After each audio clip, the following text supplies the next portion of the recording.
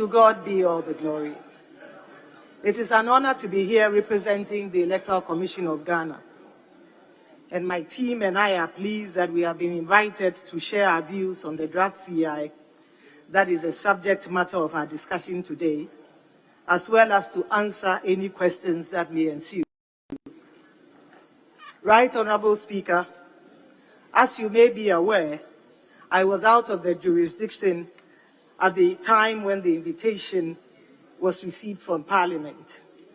I was attending to an invitation by the ECONEC for a peer exchange and election observer mission in Nigeria when your invitation to the Commission was received. Indeed, your letter was received on Wednesday, the 22nd of February, requesting for a meeting the following day, that is Thursday, the 23rd of February, 2023. In fact, had I been aware of the meeting, I would have rescheduled the mission. In this vein, I would like to use this opportunity, Mr. Speaker, to correct the erroneous impression that I have failed to honor the invitation of Parliament.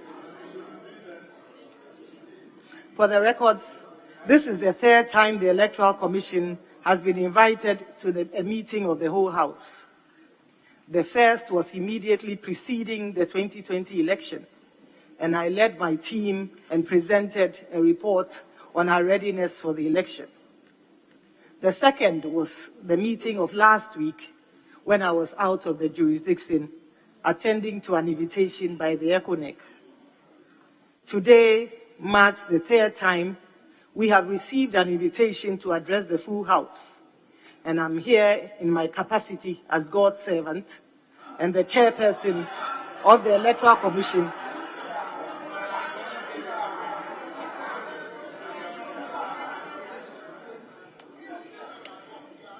I'm here in my capacity as God's servant and the chairperson of the Electoral Commission to lead my team and to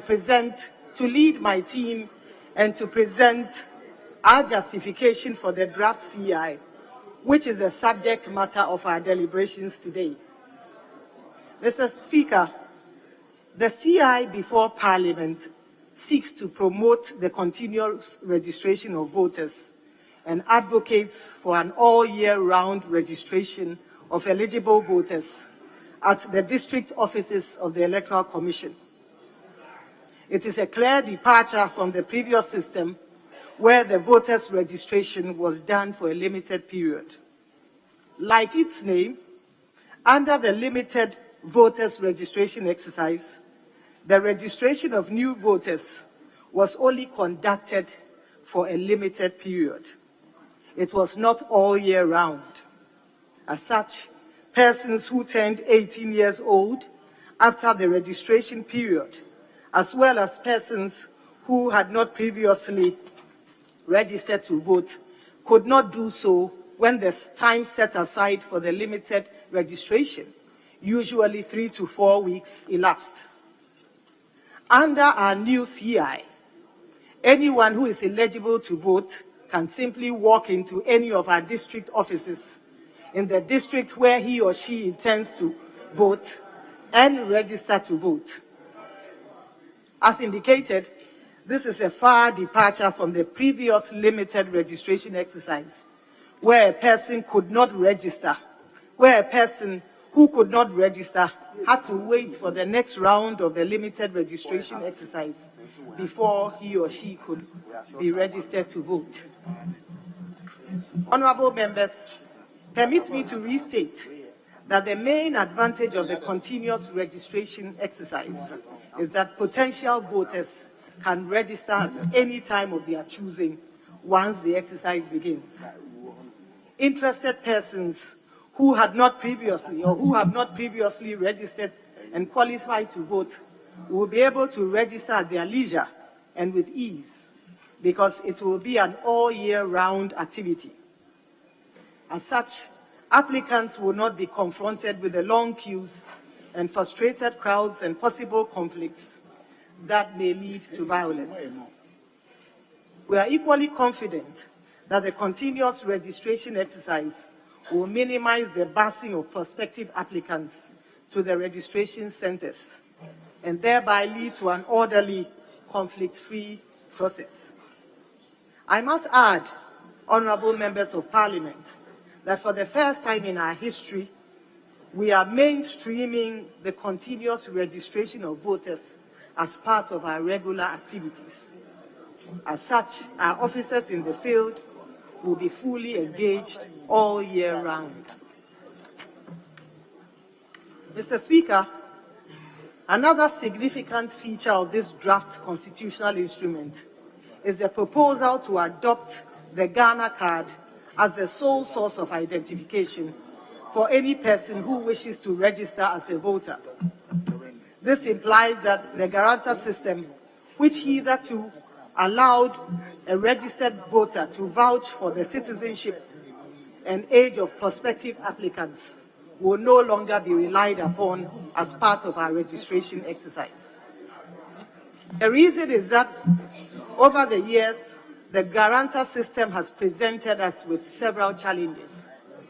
Unfortunately, we were unable to discard it much earlier due to the absence of a national identification card, such as the one issued by the NIA. The challenges with the guarantor system are twofold. First of all, it opens the door for registered voters or guarantor contractors to guarantee and vouch for persons who are less than 18 years old. Secondly, it allows these guarantors to vouch for persons who are not citizens of Ghana. Such unqualified persons, usually minors and foreigners, use the door of the guarantor system to try to get onto our register. Mr. Speaker, it is important to note that to rid the register of minors and foreigners in the year 2020, the Electoral Commission established the District Registration Review Committees, which worked for several days and weeks in all districts to expunge the names of minors and foreigners from the register. We were able to successfully expunge close to 40,000 minors and foreigners from the register during the registration exercise. It has been argued that this number is not significant, but we beg to differ, and we refute the argument and state that one unqualified person on our roll is one too many. In short, it is possible to have these 40,000 legal persons determine the future of our dear country, and collectively, we must not allow this. I must add that the work of the District Registration Review Committee came at a huge cost to the nation. It was unnecessary, wasteful, and time-consuming. As a country, we should not continue along this route. Truth be told, Mr. Speaker, the guarantor system was not the best under any circumstances, but we did not have other options since a significant number of persons eligible to register did not possess the Ghana card at the time of registration in 2020.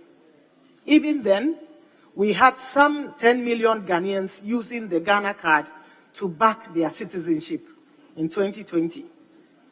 Today, we are reliably informed that some 16 million Ghanaians in possession of the Ghana card, and with NIA's today we are reliably informed that 16 million Ghanaians are in possession of the Ghana card, and with NIA's assurance that it will print and distribute the remaining cards to registrants in a matter of weeks, we do not believe that we will be disenfranchising persons by enforcing the policy requirement of using the Ghana card to prove one's eligibility. The use of the Ghana card as the sole means of identification, Mr. Speaker, will prevent foreigners and minors from getting onto our voters' register.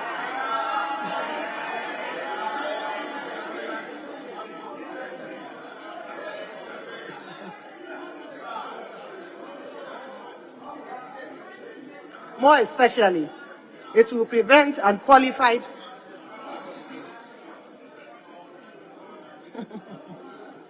More especially, it will prevent unqualified persons.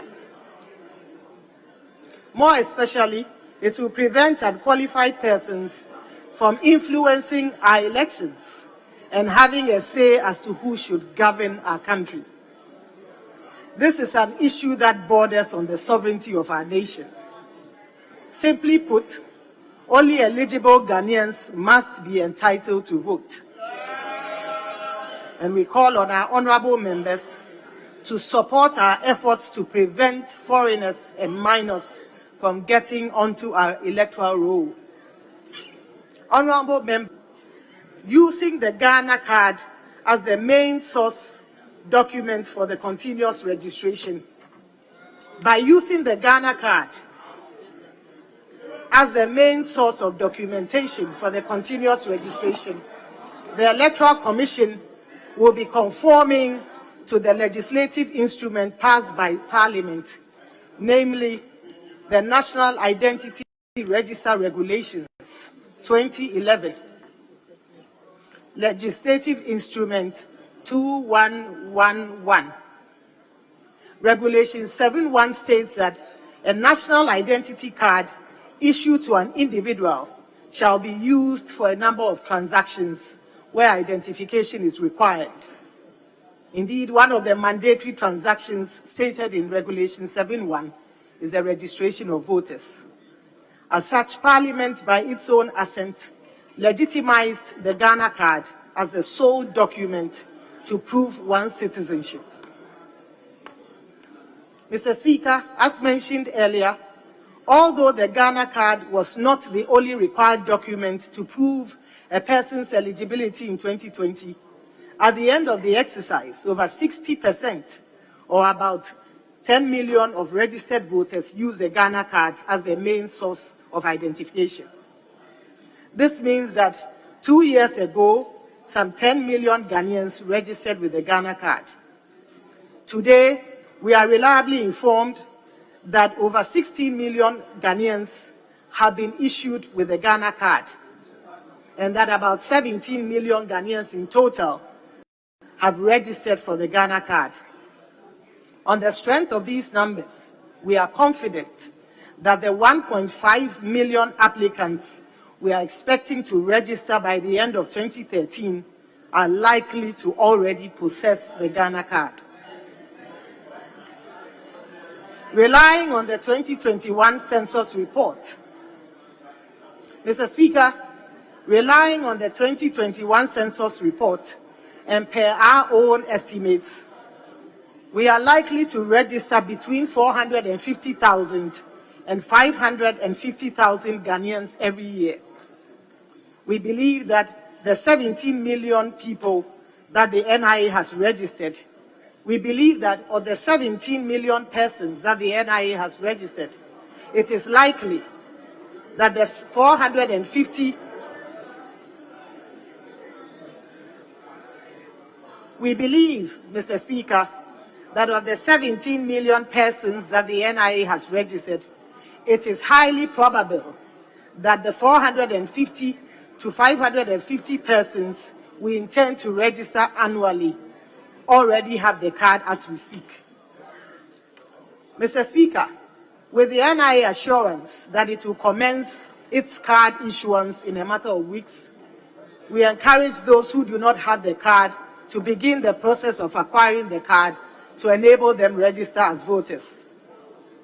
The NIA has its registration centers across the districts and the regional capitals, and therefore accessing their facilities will not be a challenge. Additionally, since the card is acquired at the age of 15, we encourage any Ghanaian who will turn 18 in 2023 and 2024 and who is interested in voting in the country's election to visit the nearest NIA registration center and register for the Ghana card to enable him or her also register as a voter when he or she becomes eligible. It is important to note that all those who registered in 2020 are not part of this registration exercise because all their details, including their biometric features, are intact. This registration is for those who did not take part in the 2020 registration exercise and for those who have turned 18 years since the last voters registration exercise in 2020. As an institution, the Electoral Commission remains committed to reforms aimed at strengthening the integrity of its processes. We believe that the elimination of the guarantor system from our registration process will be a catalyst for a further deepening of the integrity and credibility of our register and ultimately our elections as a whole. Reforms instituted by the Commission over the years, Mr. Speaker, have aimed at strengthening and tightening our electoral process and have ensured its credibility and integrity. In 2012, for instance, we replaced our manual voters register with a biometric register.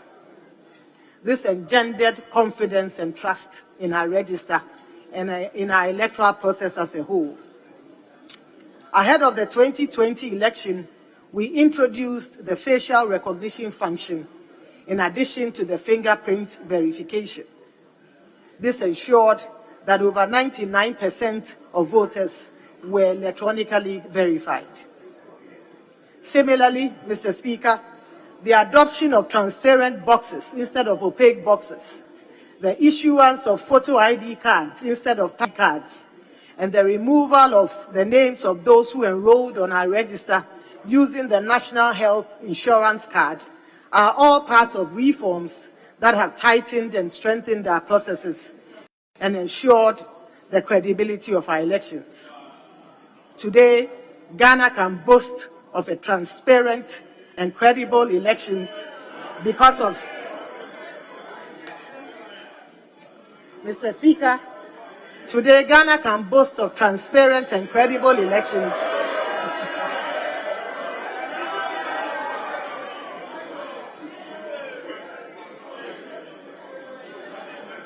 Mr. Speaker, today Ghana can boast of transparent and credible elections because of the incremental reforms that have been implemented. Indeed, our electoral process is at par with that of the most advanced democracies in the world. Honorable members, it is in this vein that we urge you to support the decision of the EC to rely on the Ghana card as the main source of identification for those who wish to register as voters.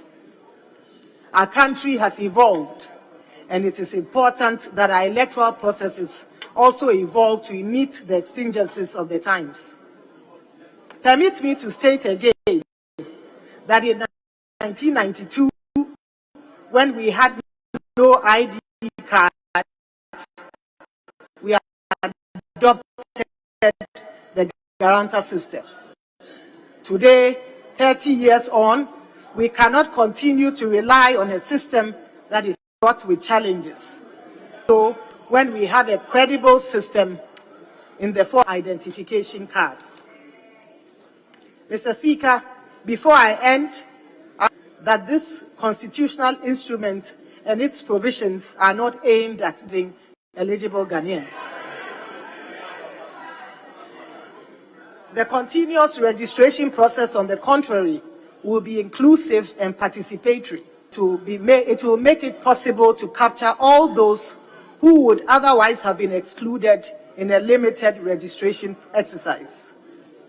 The continuous registration exercise, Mr. Speaker, unlike the previous limited registration exercises, will be continuous, like its name states. As such, anyone who has a Ghana card can simply walk into any of our offices and get registered. The exercise is not periodic or a limited one that could lead to disenfranchising persons who do not possess the Ghana card. It is an all-year-round activity. As such, a person who does not have the Ghana card today can acquire it tomorrow and simply walk into a district office where he or she intends to vote and register. Mr. Speaker, it is important to rehash that the use of the Ghana card as the sole means of identification will ensure and guarantee the credibility and integrity of our register and our elections. It will prevent the enrollment of minors on the register. It will prevent foreigners from being registered to vote, and it will eliminate the guarantor system, which is prone to abuse and which promotes conflict and violence. Additionally, it will prevent costly, tedious follow-up exercises by the district registration review committees established nationwide. Finally, Mr. Speaker, by using the Ghana card as the sole source of identification, the EC will be conforming to Regulation 7.1 of the legal instrument passed by Parliament, the National Identity Register Regulations, LI 2111, which states that the National Identity Card shall be used for a number of transactions where identification is required, including the registration of voters. Mr. Speaker, the NIA has assured us that as of today, it has received some money to enable it initiate the printing of cards and the registration of voters. We are reliably informed that the NIA has about 3.5 million blank cards in Ghana in a bonded warehouse. We are also reliably informed that monies have been released and more funds are in the process of being released. With this assurance, coupled with the fact that, like the Electoral Commission, the NIA has offices in all the districts and regions, we are confident that our continuous registration exercise will be inclusive, participatory, and robust. We are confident that anybody who qualifies to register will have the opportunity to do so if they so wish. On our part, as the institution mandated by the 1992 Republican Constitution to compile the register of voters and to revise it at such intervals as may be determined by law, everything in our power to register all qualified applicants who wish to register as voters. Our goal is to ensure that no one is left behind. As you may be already aware, or as you know, the EC has a track record in this regard. In 2020, despite concerns raised by the sections of the society that the registration exercise will not be successful, the EC registered over 17 million persons in 38 days in a COVID-19 pandemic and during a registration season.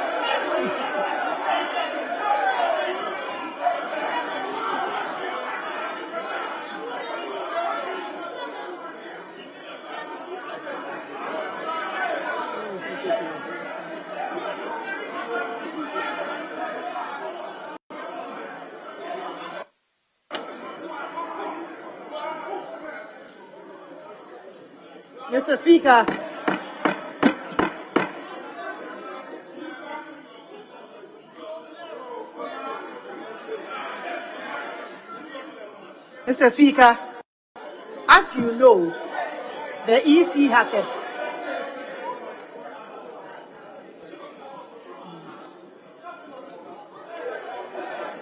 Honourable members,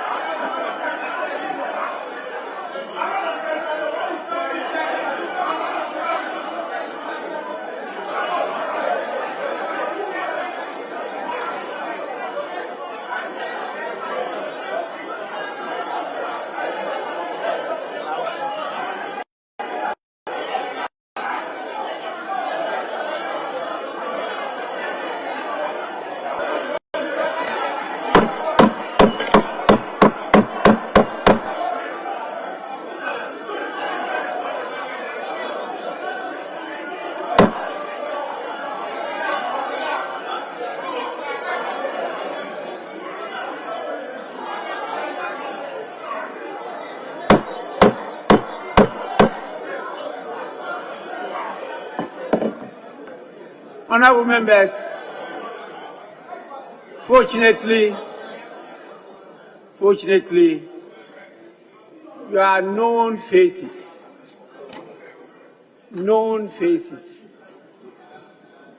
So I've taken note of all of you.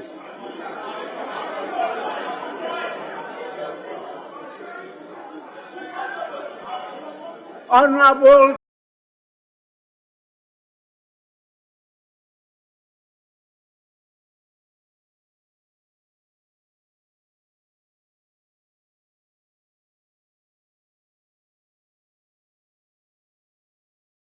Dominic Nitiwol, please, you are a minister, please. Mr. Speaker, I am protesting. You cannot invite somebody to your house. You can't invite somebody to your house and insult a person. It's wrong. Mr. Speaker, why? It's getting too much.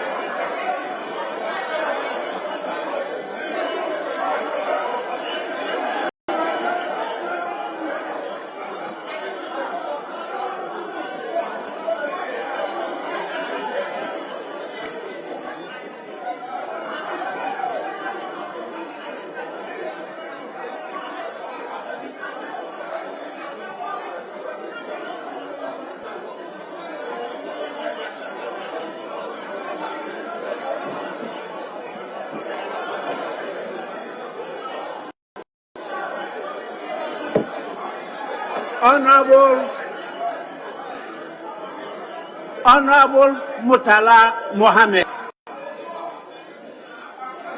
Honorable Murtala Mohammed.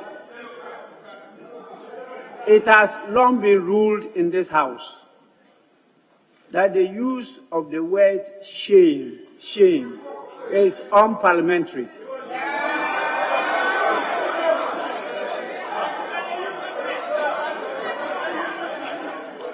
Honorable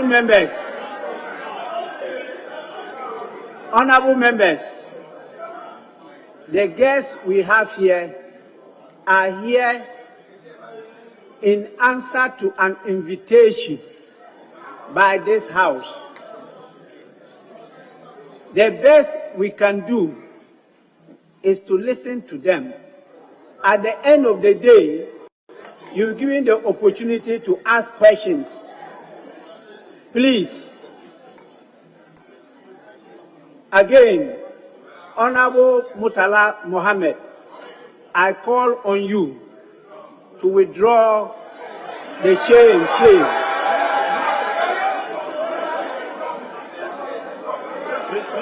Mr. Speaker.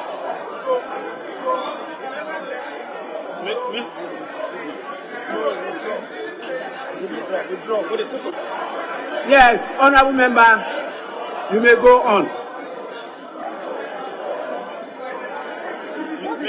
Mr. Speaker. Mr. Speaker. Mr. Speaker. Please. Mr. Speaker, if you direct me to do anything, I'll do that. But I want clarification from you that if I didn't speak into the mic, is it? Hold on. Why are you shouting? This is not a house of emotions. This is a house of records. It is not a house of shouting. And we are all here, and that is why I want the speaker's direction. Yes. Into the mic. It doesn't become a statement that is made on record. Yes. So if I'm with, so I want your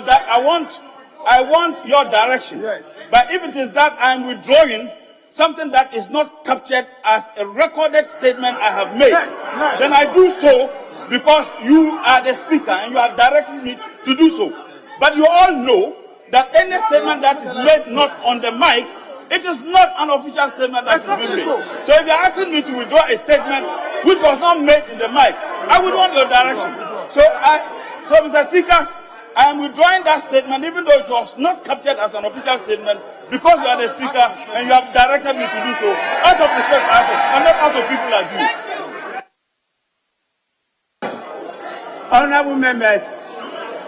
Honorable members, we are in a committee meeting. We are not at plenary. We are at a committee meeting. And this is a meeting of the committee of the whole. So it's not official records. What we do at the committee meeting is to take minutes. Please, committee meetings,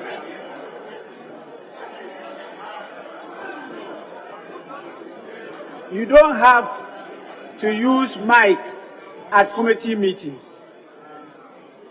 I can listen to everyone here without the mic. And even though you did not use the mic, I heard you.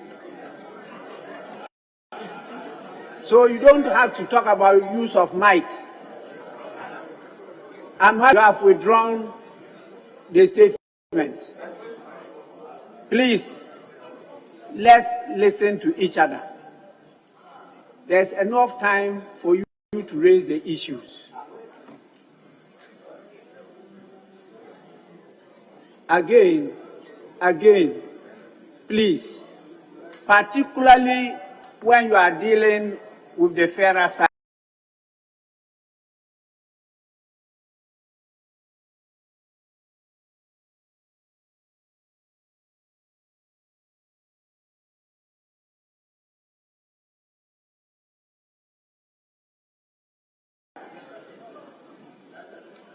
All of us, is incumbent on us to do all we can to encourage more women to participate in decision making in this country. All of us.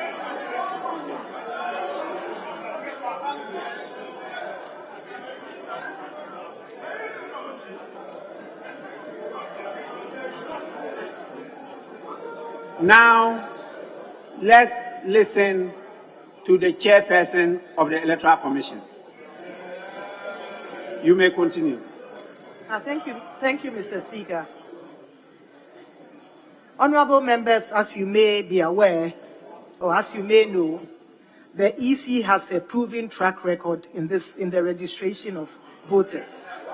In 2020, despite concerns raised by sections of the society that the registration exercise will not be successful, The Electoral Commission registered over 17 million persons in 31 days during the COVID-19 pandemic and during the rainy season.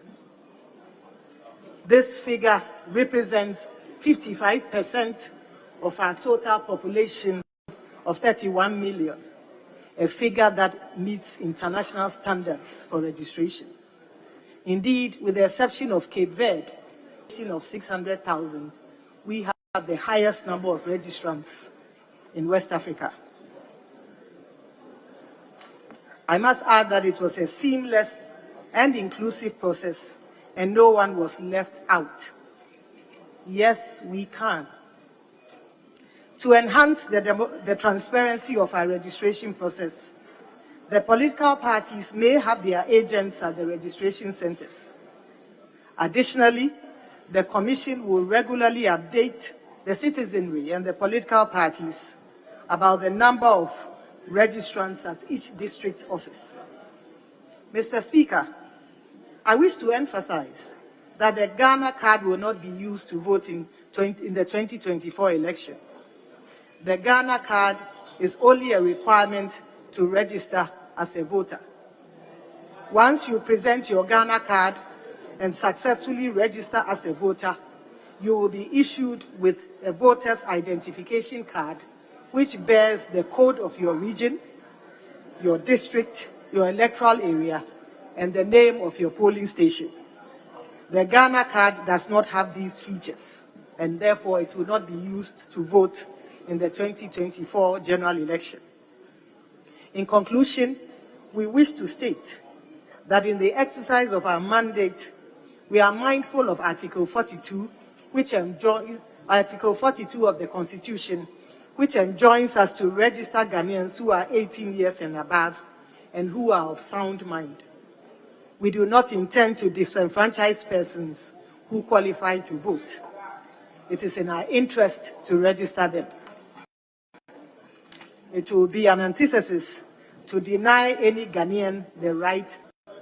However, we equally have the responsibility to ensure that only qualified Ghanaians are found in the voters' register.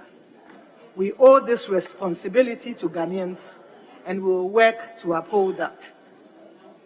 Mr. Speaker, honorable members of this honorable House, we are grateful for your time and attention. May God bless our homeland Ghana and make our nation great and strong. Thank you very much, Mr. Speaker.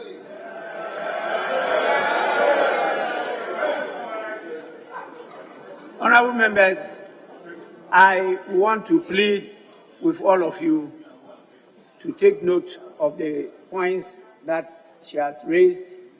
At the appropriate time, we'll allow members to ask questions, raise queries, and then they will respond. We are guided generally by the rules of the House, and so I will invite the National Identification Authority to give us the presentation, because in her submissions, she made copious references to the National Identification Authority, some assurances and others. Then after that, the Minister of Finance will come in and I'll open the floor up for members to make comments. With your kind permission, I'll join you there because I also want to see the presentation. Yes, Deputy Minority Whip. Mr. Speaker, I was just going to make an appeal. If while the NIA people are doing their presentation, if the presentation or the briefing just done by the chairperson of the Electoral Commission, copies can be made to the leaders. Yes, definitely we'll get a copy of her presentation. It will be part of the report which will be submitted to this House. So please, that will be done.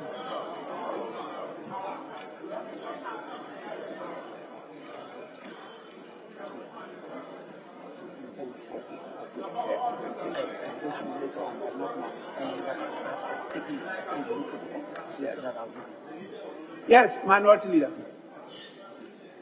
Thank you, Mr. Speaker. Mr. Speaker, has always been done at the committee level.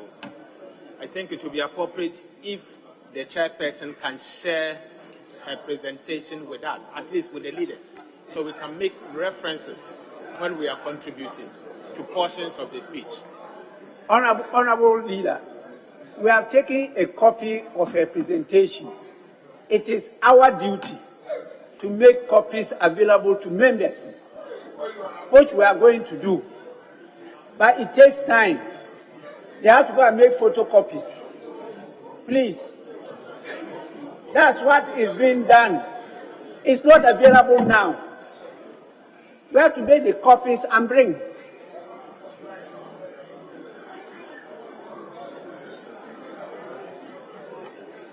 If you allow the chairperson to lose her temper, that's the end of the meeting. Yes, I will join you there, and then Prof will make the presentation. I'm sure the chairperson will also have to at least view what is happening. Except Prof himself, who has his laptop in front of him. The rest of us will join you so that we can all observe and learn from the presentation.